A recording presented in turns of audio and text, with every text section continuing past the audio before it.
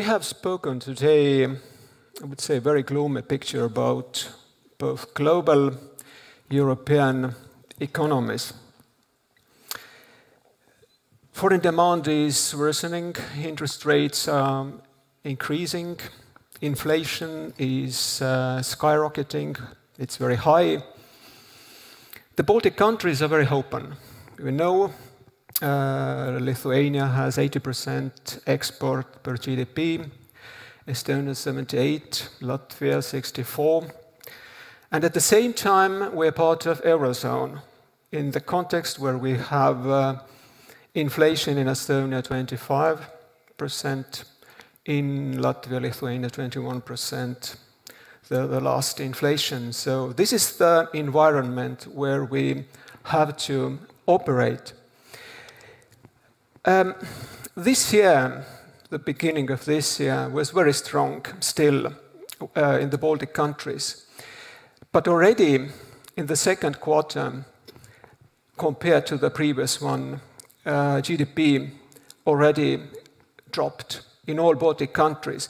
Compared to the previous year, still in Latvia and Lithuania, GDP growth was decent, quite good. In Estonia, it was only 0.3%. And when we look certainly the second half of this year, the picture, it's very, I would not like to say it, but it will be, unfortunately, worse. This is our projection. And if we look Gdp Tracker, which is made by OECD, this is the on the graph, you see that the last figures are about August. The trend is actually going downwards. And this also shows us that the picture during the summer has worsened. Now, when we look at sentiment, this is like a weighted average of different sectors, confidence indexes, consumers, industry, retail, construction has worsened, and especially in Estonia. But still, in all Baltic countries, the confidence indexes or the total sentiment of the total economy this year has deteriorated, which means that enterprises, consumers expect worse outlook ahead, plus together certainly the current situation is worse than it was before. Now, when we put together those countries which we have forecasted, which is like proximity to our foreign demand, and this is like 72% of Estonian export structure, for Latvia is 73%, and for Lithuania 67%.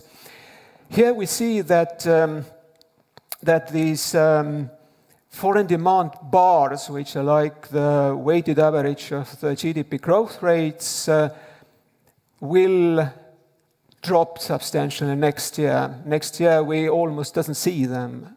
This also means that when the foreign demand next year will be very weak, then certainly it will affect our exports as well. And as I already pointed out, we are open countries, export shares are very high, then certainly our total economy will get a strong hit as well. Now, regarding Russia, all Baltic countries, plus actually plus also Nordic countries, many other European countries, have cut their trade ties with Russia. But still, it certainly affects our economies. But if you compare now the long-term picture, then you see that now the share of Russian economy, both in our exports as well as our imports, has reduced. Certainly, we have very much dependent on Russian imports, but we have reduced this import quite substantially. Now, when we go to the real economy, manufacturing, here you see that export orders have dropped in all Baltic countries, and especially in Estonia.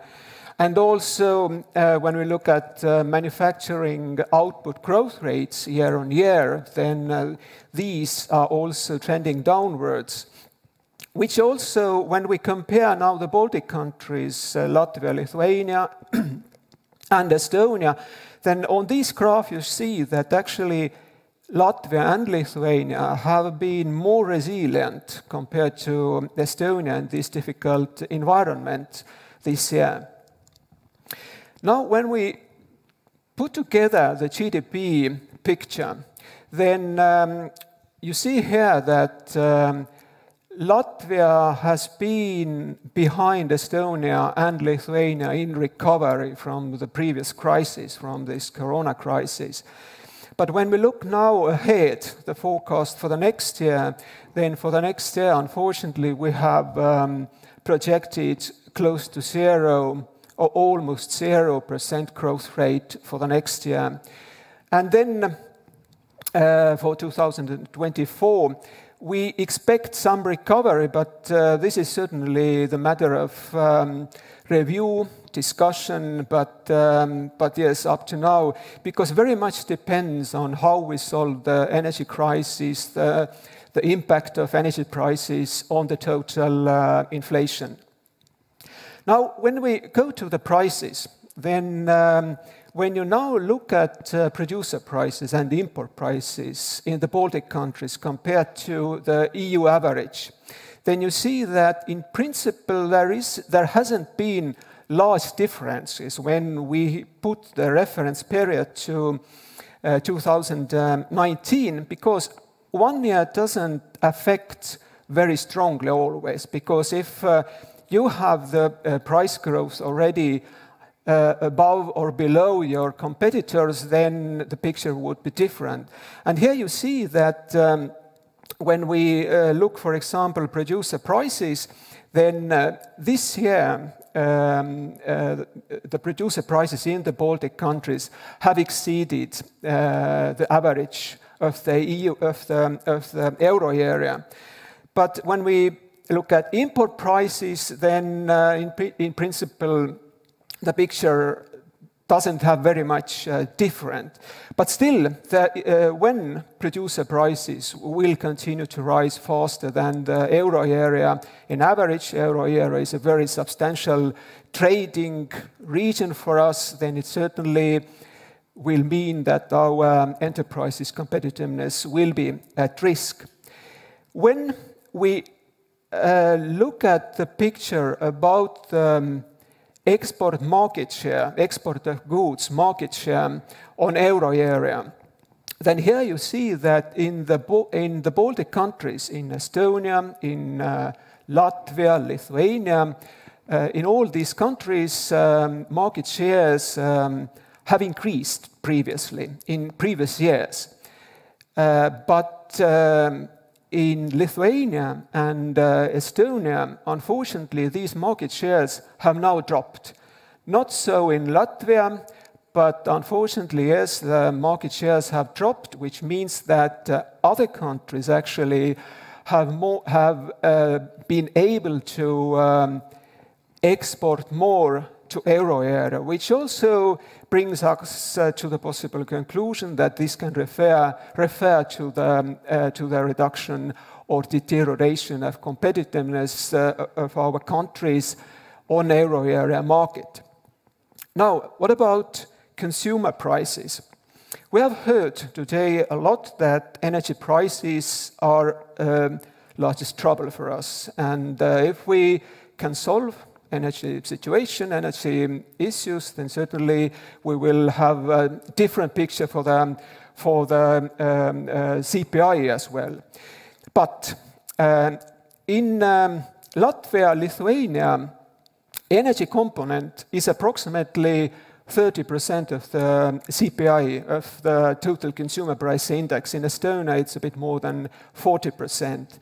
But if you now compare the part of the index without energy or overall index except energy price, then you see that that has also increased quite a lot, which means that the inflation has become gradually more broad-based.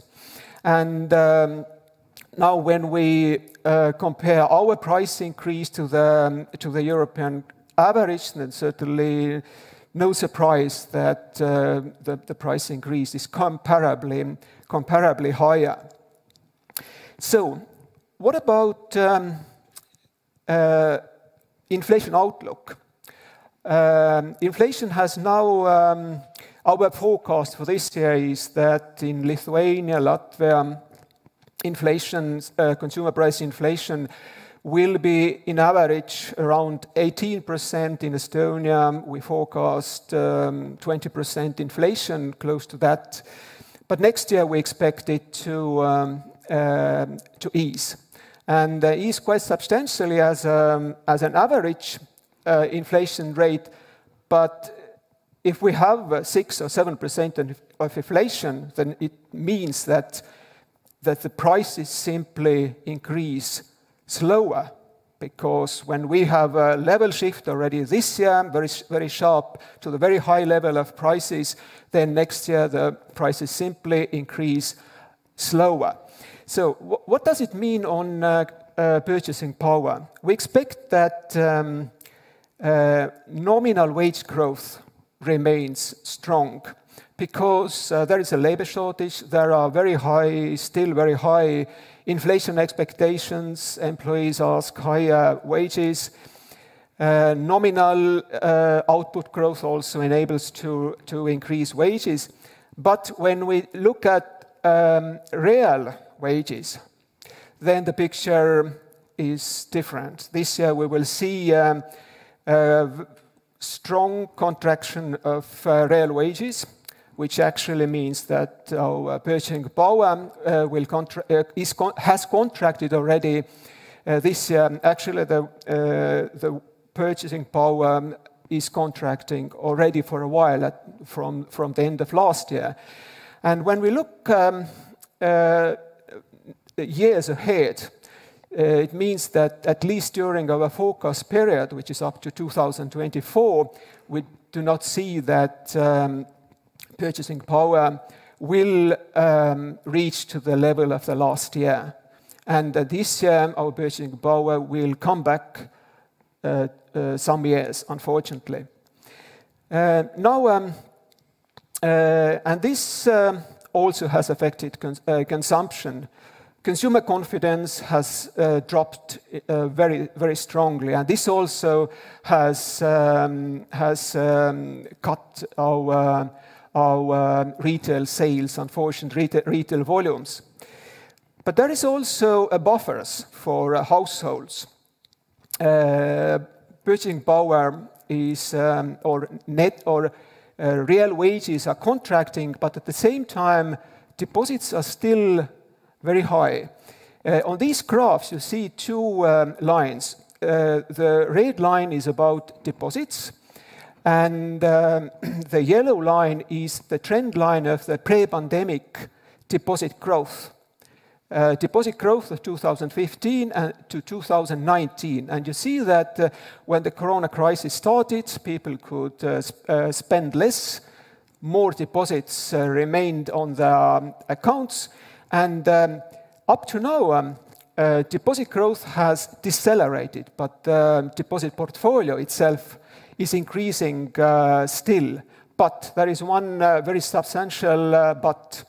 These deposits are very unequally distributed, which means that higher deposits are concentrated to the very small share of clients, which actually means that there are a large share of, unfortunately, there is a large share of households which get very substantial hit from the higher inflation and the drop of real wages, and especially households whose income or whose wages are lower. And here you see also the graph about the deceleration of the deposits, and also on this graph you also see how the Baltic countries have recovered their private consumption. That Estonia, Lithuania are on one side, I mean, have recovered faster. Yes, unfortunately, in Lithuania, private consumption dropped recently. I mean, slowed down faster, and Latvia is a bit behind from us. And to summarize what I've spoken, foreign demand will deteriorate further.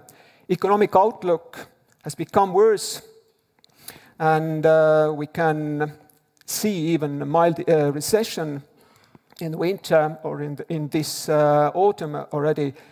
Enterprises' competitiveness is at risk. Inflation is expected to slow, and the recovery of purchasing power will take time. Thank you. Thank you, Tõnu. Still, our forecasts are, I mean, when you look at the tone of these presentations, record high inflation, energy crisis, all the other problems, increasing rapidly interest rates. But we see a mild recession, and next year GDP is going to be basically at the same level as this year. Can you see, can something like can happen, can the crisis of 2008 and 2009 happen now? Perhaps we are too optimistic and we do not consider enough the probability of a bigger shock that will come from all of these sources that have been discussed today. First of all, the crisis, the picture or the face of the crisis is very, very different. But when we also look at such kind of indicators as household saving rate, then this is very much different. Before 2008 and 2009 crisis, in Baltic countries, household saving rate was negative, which means that we, in principle, we consumed and invested more than we earned our disposable income. Now the picture is very much different, because for years these saving rates have been very strong. And the same, which is related with this figure, is also current account, which is on the positives, has been positive side compared to what we had now more than 10 years ago. So this means that the economy on that side is more resilient when we should see the recession. But at the same time, as already Matthias said, that there are risks, downside risks, which means that the situation can become worse. But I can also say that we can have upside opportunities as well. Tell us more about the upside risks. What can happen? What's the best thing that can happen during next year? Because we don't know exactly how we solve the energy crisis, because the European Commission has started to present their package of how to solve this energy crisis. We don't know exactly how the war will end, when it will end. There can be certainly negative impact as well. But one opportunity can be probably from what kind of package will come from the European Commission, how to solve this energy market. That can be, yes. And also, when we now take out this energy issue, which certainly has very substantial and impact on prices, is, as we already have seen, that there are certain components in the prices as well which have eased. I mean, different prices like metal prices, food prices, you already referred it.